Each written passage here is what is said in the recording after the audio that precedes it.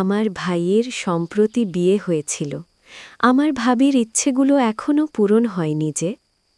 আমার ভাই বিয়ে করে শীঘ্রই বাইরে চলে যাওয়ার সিদ্ধান্ত নিয়ে ফেল এবং যাওয়ার সময় আমাকে বলে গেল যে এখন তুমি তোমার ভাবির খেয়াল রাখবে, কারণ বাড়িতে তুমি একা থাকবে। আমিও আমার ভাইকে বলে দিলাম যে কোনো সমস্যা নেই, আপনি চিন্তা করবেন না, কারণ আমিও আমার ভাইয়ের উপার্জন উপভোগ করতে চাই। একদিন আমার ভাবি আমাকে তার রুমে ডাকল। আমি জিজ্ঞেস করলাম, ভাবি, কি হয়েছে? ভাবি বলল, তুমি দ্রুত আমার রুমে এসো। এবং আমি ভাবির রুমে চলে গেলাম। ভাবি বলতে লাগল, আমার মাথা খুব ব্যথা করছে, আমার মাথার মালিশ করে দাও। আমি বললাম, ভাবি, এটা আমি করতে পারবো না। কিন্তু ভাবি বলতে লাগল, তোমাকে এটা করতেই হবে। আমি ভাবির মাথার মালিশ করতে লাগলাম। ভাবি বলতে লাগল, এখন তুমি আমার পিঠে তেল লাগিয়ে মালিশ করো। তারপর ভাবি তার শাড়ি এসব দেখে আমার কাঁপুনি শুরু হয়ে গেল। তারপর আমি ভাবির পিঠে তেল লাগালাম এবং ধীরে ধীরে মালিশ করতে লাগলাম। আমার মন সম্পূর্ণভাবে বিচলিত হয়ে গিয়েছিল। ভাবি অদ্ভুত শব্দ করতে শুরু করল। বাস, তারপর কি হলো আমি আর ধৈর্য ধরে রাখতে পারলাম না এবং আমি ভাবির, আমার বয়স ছিল ২৪ বছর। সেই সময় আমি বাড়িতেই থাকতাম।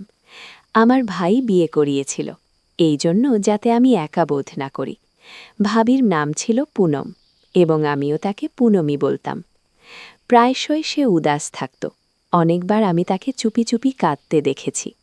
আমার মনে হলো সে আমার ভাইকে মিস করে, তাই চুপি চুপি কাঁদে।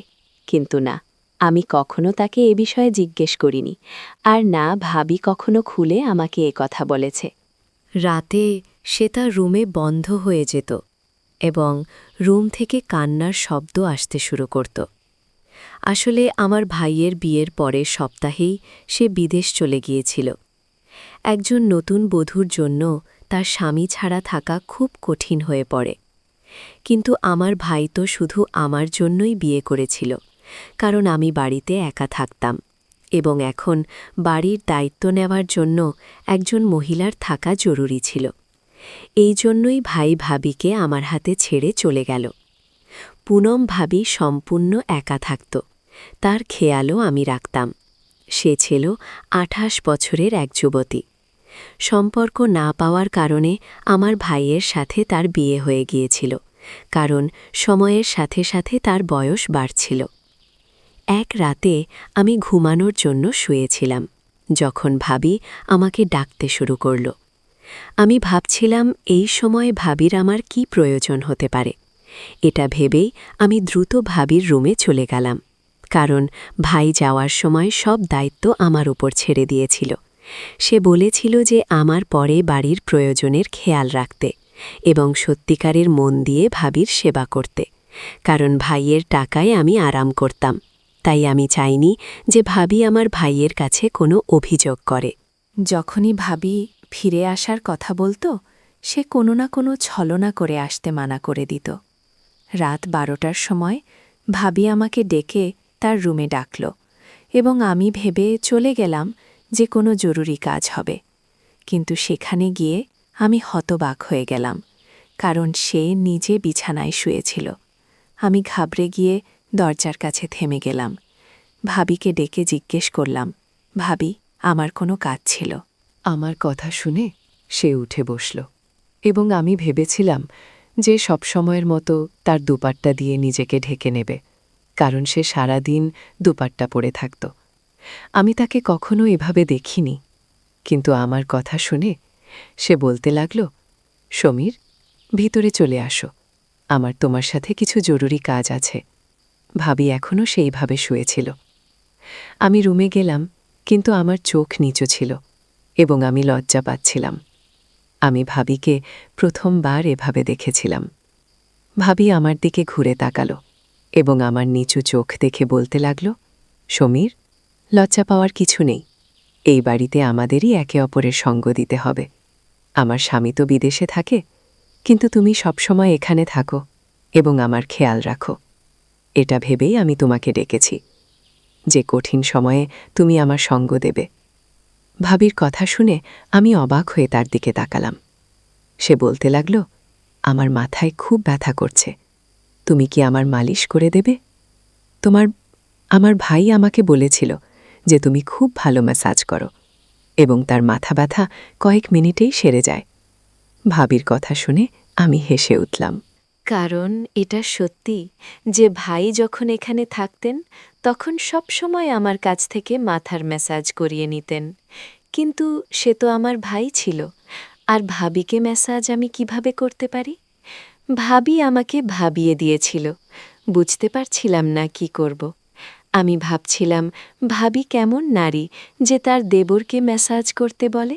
তার লজ্জা করল না, যদিও এটা কোনো বড় কথা নয়, কিন্তু একজন নারীর একজন পুরুষের কাছ থেকে মেসেজ করানো, আর সেটাও তার দেবরের কাছ থেকে, যদি অন্য কেউ হতো তাহলে না বলে বরং তাকে কটু কথা শুনিয়ে দিত।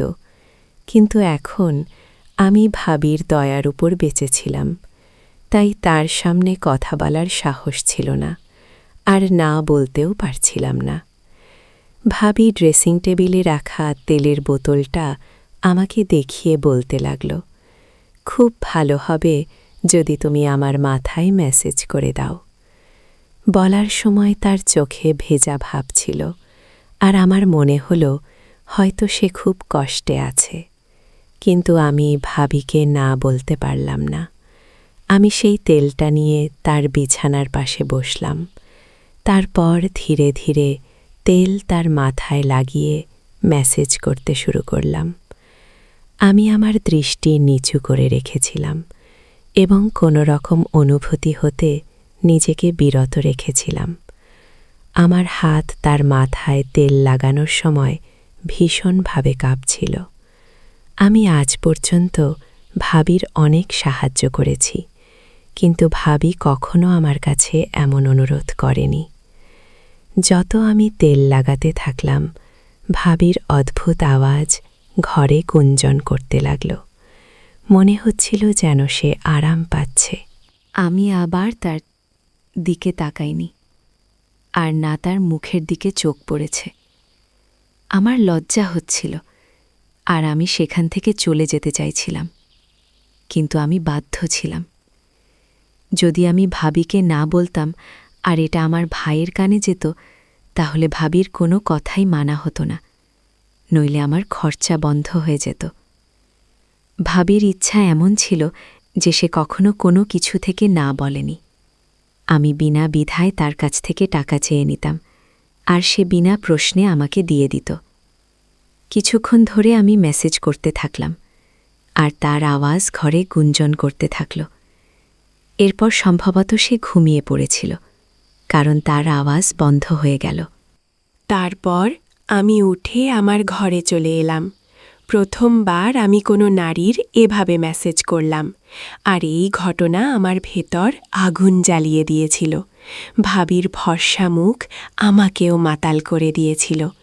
যেই মনে হলো সে আমার ভাইয়ের স্ত্রী, আমি ভাবলাম এখন আর তার ঘরে যাব না। পরদিন সকালে ভাবি পুরোপুরি দোপাট্টা পরেছিল আর আমার জন্য রুটি বানাচ্ছিল।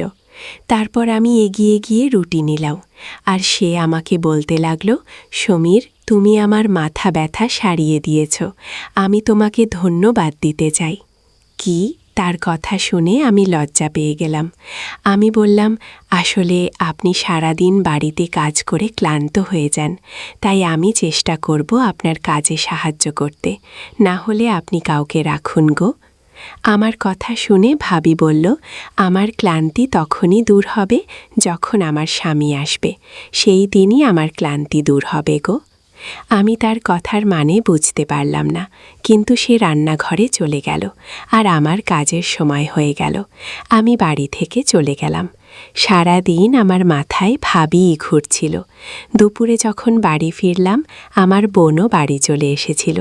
আমি ভাবলাম কোনোভাবে সুযোগ খুঁজে ভাবির মেসেজের কথা বলে দেব, কিন্তু তারা দুজন এতই মগ্ন ছিল যে আমার জন্য সময় পেল না। কিছুক্ষণ পরে আমার বোন বলে চলে গেল যে তার স্বামী কাজ থেকে আসছে, আর আমি তাকে মেসেজের কথা বলতে পারলাম না। কিছুক্ষণ বিশ্রাম নেওয়ার পরে যখন ঘর থেকে বের হলাম, তখন দেখলাম ভাবি কাপড় ধুচ্ছে আর খুব কষ্টে কাপড়ের বালতি উঠিয়ে ছাদে নিয়ে যাচ্ছে।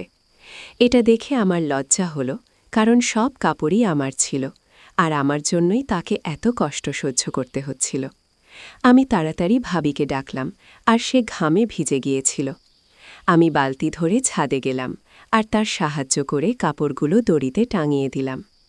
যখন আমরা ফিরে এলাম তখন সে একটু অদ্ভুতভাবে হাঁটছিল, যেন তার খুব কষ্ট হচ্ছে। আমি তাকে বললাম যদি সে বলে তাহলে আমি তাকে ডাক্তারের কাছে নিয়ে যেতে পারি। আমার মনে হচ্ছিল তার মাথা ব্যথা হচ্ছে। আমার কথা শুনেই সে দুঃখের সঙ্গে হেসে বলল, এটা আমার ভুলের ফল। খবরের কথা শুনে আমি হতবাক হয়ে গেলাম। তুমি চিন্তা করো না, আমি শীঘ্রই সুস্থ হয়ে যাব এবং আমার ঘরে চলে গেলাম। গত কয়েকদিন ধরে তার প্রতিটি কথা আমার বোঝার বাইরে ছিল এবং এটি আমার জন্য সমস্যা হয়ে দাঁড়িয়েছিল। কখনো কখনো মনে হচ্ছিল সে কিছু লুকানোর চেষ্টা করছিল। দুপুর শেষ হয়ে গেল এবং সন্ধ্যা হয়ে গেল। আমার চা পান করার ইচ্ছা হচ্ছিল। আমি বৌদির ঘরে গিয়ে তাকে ডাকতে গেলাম, কিন্তু সে তার ঘরে কাঁদছিল এবং কাউকে বলছিল, এটা সব তোমার কারণেই হয়েছে। আজ আমার যে অবস্থা তার দায়ী তুমি। বৌদির কথা শুনে আমি দরজায় থেমে গেলাম। আমি জানতাম না সে কার সাথে কথা বলছিল, কিন্তু নিশ্চিতভাবে সে আমার ভাই ছিল না। বৌদির কথা থেকে আমি বুঝতে পেরেছিলাম যে তার মাথা ব্যথার কারণই ছিল সে অন্য কারো সাথে ভুলভাবে কথা বলছিল। আমি বুঝতে পারছিলাম না যে এসব শুনে আমাকে কি করা উচিত। কোনো চিন্তা না করে আমি আমার ভাইকে ফোন করলাম। আমি তাকে বললাম, তুমি ফিরে আসছো না কেন? সে বলল, কি হয়েছে, সব ঠিক আছে তো? আমি তাকে বললাম তার স্ত্রী কেমন আচরণ করছে এবং শুধু এটাই বললাম যে সে তোমার জন্য মন কেমন করছে, তাই তাড়াতাড়ি ফিরে এসো। কিছু কথা বলার পর সে ফোন কেটে দিল। তারপর আমি ভাবতে লাগলাম আমাকে কি করা উচিত নয়। তারপর সেই রাতে বৌদি আমাকে ডেকে তার ঘরে নিয়ে গেল। আমি তার ঘরে গেলাম এবং সে শুয়েছিল এবং মাথার ম্যাসাজ করতে বলল। আমি নিঃশব্দে তেলের বোতল নিলাম এবং তার মাথায় ম্যাসেজ করতে লাগলাম। আমি ভাবছিলাম সে আমার কাছ থেকে তার মাথার ম্যাসেজ কেন করাচ্ছে। আমার মনে হচ্ছিল যখন আমি কলেজে যেতাম তখন বাড়িতে কেউ আসত। এটি দেখার জন্য পরের দিন আমি কলেজ থেকে তাড়াতাড়ি ফিরে এলাম।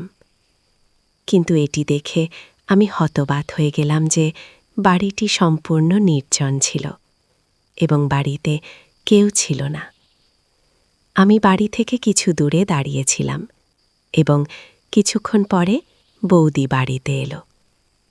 ঘামে ভেজা সে বাড়ির দরজা খুলে ভিতরে চলে গেল। আমি তাড়াতাড়ি বাড়িতে গেলাম এবং বৌদিকে জিজ্ঞাসা করতে লাগলাম সে সারাদিন কি করেছিল। বৌদি আমাকে বাড়ির কাজের কথা বলতে লাগল, কিন্তু সে বলল না যে সে বাইরে কেন গিয়েছিল। এখন আমি সম্পূর্ণ নিশ্চিত হয়েছিলাম যে সে কিছু না কিছু ভুল করছিল। সারাদিন আমি এভাবে অস্থির হয়ে কাটালাম। আমি বৌদির সত্য জানতে চেয়েছিলাম। তারপর রাতের বেলা বৌদি আমাকে তার ঘরে ডাকল। আমি জানতাম সে আমার কাছ থেকে ম্যাসাজ করাতে চায়, কিন্তু আমার মন এটার জন্য মানছিল না। এটা সত্য যে তার মাথা ব্যথা হতো এবং তার কথা শুনে আমি তার ঘরে চলে গেলাম। আমি তেলের বোতল নিলাম এবং আবার ম্যাসাজ করতে লাগলাম, কিন্তু সে আমাকে এমন কিছু বলল যে আমি হতবাক হয়ে গেলাম। সে বলল, আগে লাইট বন্ধ করে দাও। এটা প্রথমবার যখন সে আমাকে লাইট বন্ধ করতে বলেছিল।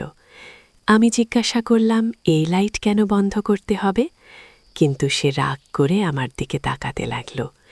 বারবার বলার পর আমি লাইট বন্ধ করলাম এবং ম্যাসাজের জন্য প্রস্তুত হলাম। যখন আমি তার পাশে বসলাম তখন সে আমার হাত ধরে ফেল। তার এই আচরণে আমি হতবাক হয়ে গেলাম। আমার রাগ হচ্ছিল যে সে তার সীমা অতিক্রম করছে। আমি রেগে বললাম, তুমি কি করছো? সে বলল, সমীর, আমি তোমার সাথে খুব গুরুত্বপূর্ণ একটা কথা বলতে চাই, কিন্তু আমার এত সাহস নেই যে আমি আলোতে তোমার সাথে কথা বলতে পারি, তাই আমি অন্ধকার করে রেখেছি। ভাবির কণ্ঠে আমি কিছু আলাদা অনুভব করছিলাম। এরপর সে আমার হাত ধরে তার কথা বলা শুরু করল, যা আমি শুনে হতবাক হয়ে গেলাম। সে বলে যে সে ছেলেদের খুব পছন্দ করে, কিন্তু কেউই তার সাথে সম্পর্ক রাখতে চায় না, তাই সে একা জীবন কাটাচ্ছে। কিন্তু সবচেয়ে বড় সমস্যা হল যখন তার জীবনে একজন মানুষ এলো যে তাকে ভালোবাসা ও স্বপ্ন দেখালো। যখনই সে টাকা চাইত সে তাকে দিত, কিন্তু যখন সে বিয়ের কথা বলল তখন সে মানা করল, কারণ সে একটু বয়সে বড় হয়ে গিয়েছিল এবং সে তার সাথে বিয়ে করতে চায়নি। সে অন্য কোনো মেয়ে চাইত, কারণ সে বেশ উন্নতি করেছিল। তারই কারণে সে তার ছোটখাট ব্যবসা শুরু করেছিল। তার কাছে সব কিছু চলে এসেছিল এবং তার আর তার প্রয়োজন ছিল না। কিন্তু এত বছর পর 2 চাকরির কারণে সে তাকে ছেড়ে চলে গেল এবং এখন তার কোমরে ব্যথা হতো আর মাথায় মাঝে মাঝে ব্যথা হতে শুরু করেছিল। আমি অনেক কষ্ট সহ্য করছিলাম। যখন তোমার ভাইয়ের বিয়ের সিদ্ধান্ত এলো, আমার বাবা মা বাধ্য হয়ে তোমার ভাইয়ের সাথে আমার বিয়ে দিলেন, আর আমি বিয়ে করে এখানে চলে এলাম। কিন্তু সবসময় আমার এই আফসোস হতো যে আমি কেমন মানুষের পিছনে নিজেকে নষ্ট করেছি, যে কখনো আমার ছিলই না। আমার ভাইয়েরা আমার কদর করেনি, আর না আমার ভালোবাসা। তারপর আমার ওপর সবচেয়ে বড় দুঃখ এলো যখন আমি জানলাম যে তোমার ভাই বিদেশে বিয়ে করেছে। তোমার ভাই কয়েকদিন আগে আমাকে ফোন করে বলল যে সে সেখানে এখানে বিয়ে করেছে এবং এই বিয়ে শুধু তোমার সাথে এই বাড়ির জন্য করা হয়েছিল। এটা শুনে আমি হতবাক হয়ে গেলাম। আমার মন এই কথায় আটকে রইল। আমি আমার পুরো জীবন অন্যের সম্মান করতে কাটিয়েছি, কিন্তু আমি কিছু পাইনি। আমি এই চিন্তায় ডুবে রইলাম। একদিন আমি ছাদে কাপড় ধোয়ার সময় পড়ে গেলাম। এতে আমার কোমরে ব্যথা হতে লাগল এবং বাধ্য হয়ে আমাকে তোমার কাছে মেসেজ করাতে হতো। আমার লজ্জা হতো যে আমি তোমার কাছে এসে মেসেজ করাতাম, কিন্তু আমি কি করতাম? তোমার ছাড়া আমার কোনো ভরসা ছিল না। কাল আমি আমার বাড়ি গিয়েছিলাম। আমি আমার মাকে আমার স্বামীর দ্বিতীয় বিয়ের কথা বললাম। তখন সে বলল যে আমি আর কতদিন এমন জীবন কাটাব। এটা শুনে আমি ভেঙে পড়লাম এবং বাড়ি ফিরে এলাম। আমি জানতাম যে আমার জীবনে এখন আর কিছুই বাকি নেই। আজ তোমার সামনে সব কিছু বলছি কারণ আমি তোমার কাছে মেসেজ করাতে আসতাম। আমার লজ্জা হতো, কিন্তু আজ না হয় কাল তোমার এই কথা জানা হতো যে তোমার ভাই দ্বিতীয় বিয়ে করেছে এবং এখন সে কখনো ফিরে আসবে না। তাই আমি ভেবেছি যে তোমাকে আমার সব সত্য বলি। এটা বলে ভাবি কেঁদে ফেলল। শুক্রিয়া যে ভাবি রুমের লাইট বন্ধ করে দিয়েছিল। আমার খুব আফসোস হলো যে আমার ভাই খুব খারাপ ব্যবহার করেছিল। আগেই তার সাথে খুব খারাপ হয়ে গিয়েছিল এবং এখন সে তাকেও ছেড়ে দিয়েছে। কিন্তু কোথাও না কোথাও এতে আমাদের ভাই বোনদেরও ভুল ছিল। আমরা তাকে কখনো ফিরে আসতে দিইনি। তার বয়স বাড়ছিল, আর কতদিন সে একা থাকবে? তারপর সে অন্য একজন নারীকে বিয়ে করল। অনেকক্ষণ পর ভাবি বলল যে আমি আমার পুরো জীবন এই বাড়িতে চুপচাপ কাটিয়ে দেব। আমি তোমারও খেয়াল রাখব এবং তোমার বাড়িরও দেখাশোনা করব। শুধু তুমি আমাকে এই বাড়ি থেকে যেতে দিও না। তোমার ভাই এখন কখনো ফিরে আসবে না এবং আমিও এখানেই থাকব। আমার ভয় যে একদিন তুমি আমাকে এই বাড়ি থেকে বের করে দেবে। আমি ভাবিকে বললাম যে এমন কখনো হবে না। আমি তোমাকে কোথাও যেতে দেব না। তুমি এই বাড়িকে যেভাবে সামলাও এমন কেউ করতে পারে না। কিন্তু তুমি একা জীবন কেন কাটাতে চাও? আমার ভাইয়ের থেকে তালাক নিয়ে আমার সাথে বিয়ে করো। আমার কথা শুনে ভাবি হতবাক হয়ে গেল।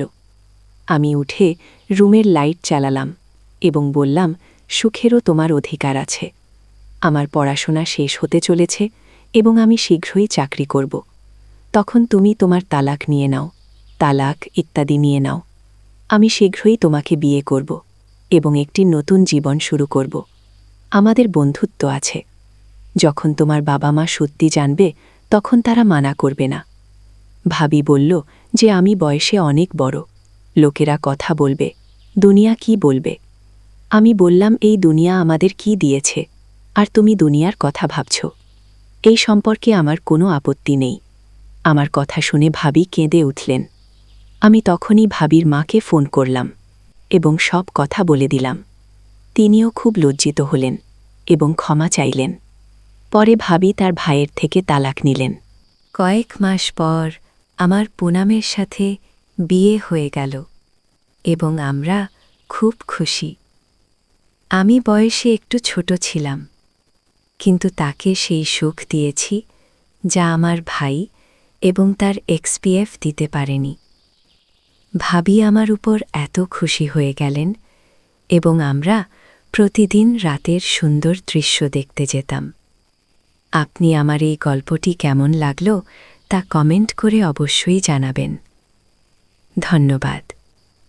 আর যদি গল্পটি পছন্দ হয়ে থাকে তবে ভিডিওটি লাইক এবং চ্যানেলটি সাবস্ক্রাইব করতে ভুলবেন না, কারণ এই চ্যানেলে আমরা এই ধরনের গল্প নিয়ে আসি। দেখা হবে আরেকটি নতুন গল্পে।